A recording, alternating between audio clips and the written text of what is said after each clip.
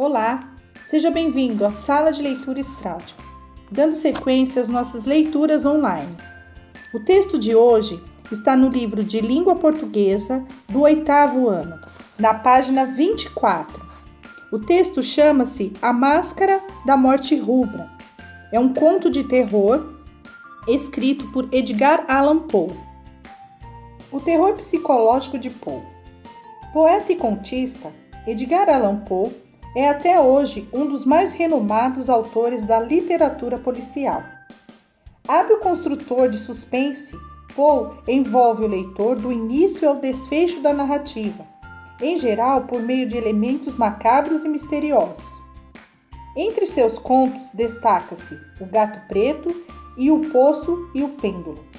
A Máscara da Morte Rubra é de autoria do escritor Edgar Allan Poe, famoso por compor histórias que gradualmente criam um suspense, envolvendo o leitor até o fim. A Morte Rubra, mencionada no título desse conto, é uma peste fictícia muito contagiosa. Sabendo disso, como você imagina a Morte Rubra na narrativa?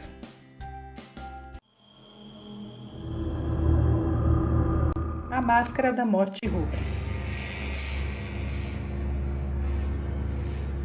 Há longo tempo, a morte rubra devastava o país.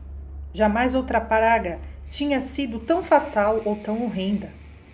O sangue era sua encarnação e o sinal de sua presença.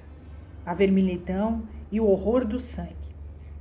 A vítima sentia dores agudas, uma tontura súbita, depois manchas escarlates sobre o corpo, especialmente no rosto do infeliz.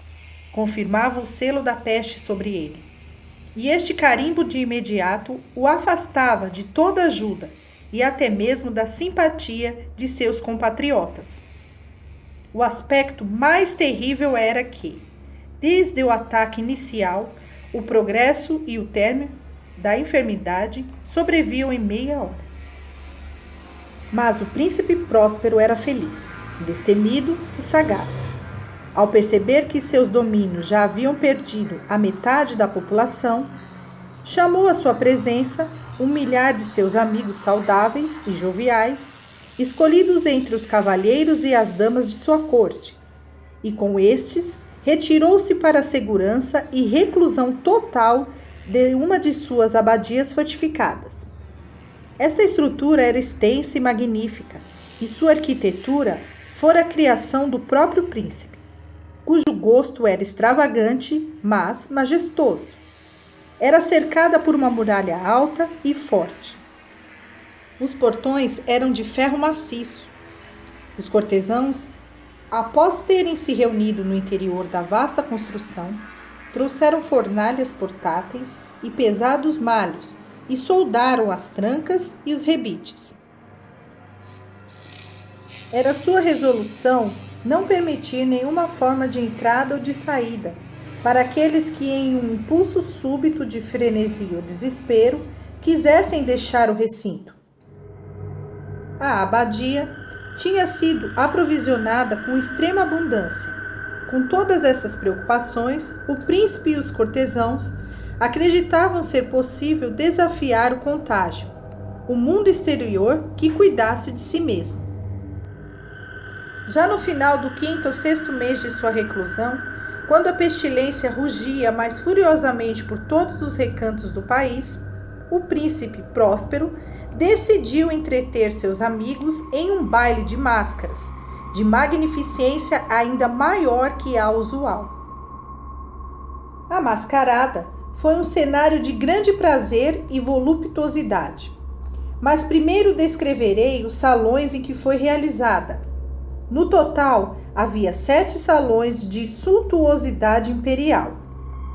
O 7º compartimento era totalmente amortalhado por palhos de veludo negro, que não somente pendiam das paredes, como recolhiam-lhe todo o teto e tombavam em dobras pesadas sobre um tapete do mesmo material e da mesma cor.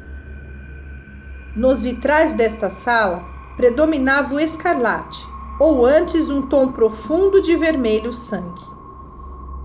Era também nesse aposento que se erguia contra a parede ocidental um relógio de pêndulo, gigantesco e talhado em ébano. Esse pêndulo balançava para a direita e para a esquerda, com um clangor pesado, monótono e surdo.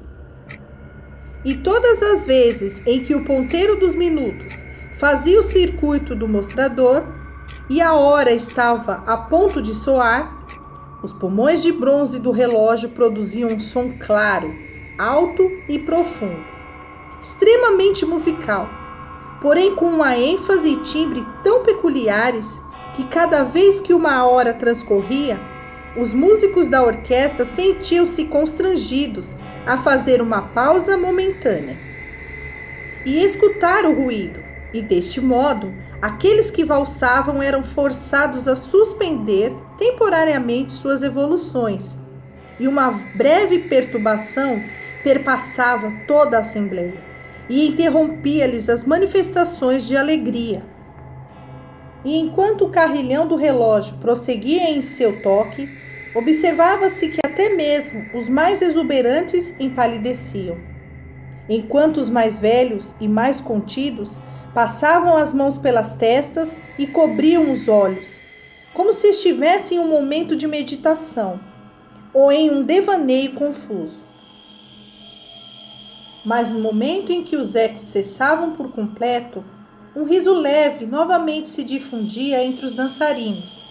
Os músicos olhavam uns para os outros e sorriam ironicamente de sua tolice ou nervosismo, e prometiam uns aos outros que o próximo soar do relógio não despertaria neles emoção semelhante.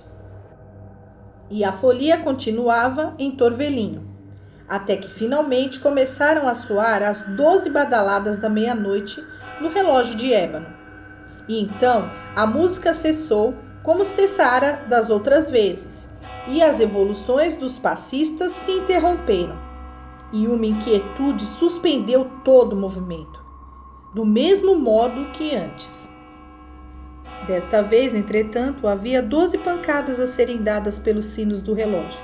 Deste modo, transcorreu um período mais longo de tempo, em que pensamentos tétricos se arrastaram para o foco da atenção daqueles, entre os fantasiados, que paravam para meditar. E foi assim também que aconteceu. Talvez antes que os derradeiros ecos do último toque tivessem completamente desaparecido no silêncio, que muitos indivíduos na multidão tiveram tempo para perceber a presença de uma criatura mascarada que não havia atraído antes a atenção de ninguém. E o rumor dessa nova presença se espalhou aos murmúrios até que uma espécie de zumbido ergueu-se da turba, um sussurro expressivo de desaprovação e surpresa, transformando-se enfim em medo, horror e náusea. A criatura era alta e esquálida, amortalhada da cabeça aos pés pelos panos que costumavam ser levados à tumba. A máscara que lhe escondia a fisionomia tinha sido confeccionada de modo a lembrar, em seus menores detalhes, o rosto de um cadáver endurecido, a tal ponto que o mais sério escrutínio acharia difícil apontar a diferença entre aquela figura e um verdadeiro habitante do túmulo. Tudo isso poderia ser suportado e até mesmo aprovado pelos doidos foliões que se acotovelavam ao redor. Mas o mascarado tinha levado o mau gosto ao ponto de imitar detalhadamente os sintomas externos da morte rubra. Sua vestimenta estava manchada de sangue, e sua testa larga, juntamente com todos os traços de seu rosto, estava coberta pelas assustadoras manchas que caracterizavam o horror escarlate. Quando os olhos do príncipe Próspero caíram sobre este espectro, o qual, com movimentos lentos e solenes, passavam de grupo a grupo entre os dançarinos, como se quisesse salientar ainda mais o seu papel. Imediatamente foi tomado de convulsões, com fortes tremores provocados pelo medo ou pelo nojo, mas no instante seguinte sua testa ficou encarnada de cólera. Quem ousa? Indagou roucamente dos cortesões que o rodeavam.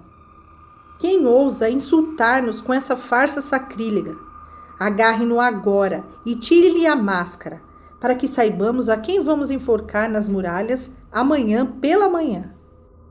Quando o príncipe Próspero pronunciou essas palavras, achava-se na Câmara Azul, que era mais oriental, mas sua voz ressoou clara e fortemente através dos 7 salões, porque o príncipe era um homem ousado e robusto, e a música tinha parado no mesmo instante a um aceno de sua mão. O príncipe, como dissemos, se encontrava no Salão Azul, com o grupo de cortesãos pálido ao seu lado. Assim que falou, houve um leve movimento de investida deste grupo em direção ao estranho, que se encontrava bastante próximo. Mas então, com um passo deliberado e majestoso, ele se aproximou mais ainda do orador. E devido a um espanto e terror sem nome despertado no coração de todos pela assombrosa fantasia adotada pelo farsante, nenhum dentre eles ousou estender a mão para capturá-lo. Deste modo, sem que ninguém o impedisse, ele chegou a 1 metro do príncipe. Passou por ele sem lhe dar maior atenção e prosseguiu seu caminho ininterruptamente, com o mesmo passo, medido e ponderado que adotara desde o princípio. Foi nesse momento, entretanto, que o príncipe Próspero, enlouquecido pela raiva e pelo opróbrio de sua própria e momentânea covardia, correu velozmente pelas 6 câmaras, ainda que ninguém o seguisse, pois um terror mortal se havia apoderado de todos. Ergueu bem alto uma adaga desembainhada e aproximou-se impetuosamente, até chegar a menos de 1 metro da figura que se afastava. Momento em que esta, tendo atingido a extremidade do salão de veludo negro, voltou-se subitamente e confrontou seu perseguidor. Ouviu-se um grito agudo, e a adaga caiu reluzindo sobre o tapete negro, seguida no momento seguinte pelo corpo do príncipe Próspero, fulminado pela morte. Então, e só então, reunindo a coragem selvagem do desespero, uma massa alucinada lançou-se para o compartimento negro. Agarraram o ator, cuja figura alta permanecia ereta e imóvel, à sombra do relógio de ébano. E arfaram em um terror inexprimível ao perceberem que a mortalha funérea e a máscara mortuária de que se haviam apoderado com rudeza tão violenta não envolvia nenhuma forma tangível. Foi então reconhecida a presença da morte rubra. Ela tinha chegado como um ladrão à noite. E um por um caíram os dançarinos nos salões cobertos de sangue, em que se haviam alegrado, e cada um deles morreu na mesma postura desesperada em que haviam tombado. E quando o último da alegre companhia soltou o derradeiro suspiro, a vida do relógio de ébano também se extinguiu. E as chamas das trípodes foram se apagando uma a uma. A escuridão, a decomposição e a morte rubra assumiram domínio incontestável sobre toda a abadia. E este foi o conto de terror, A Máscara da Morte Rubra, de Edgar Allan Poe. Até a próxima, galera!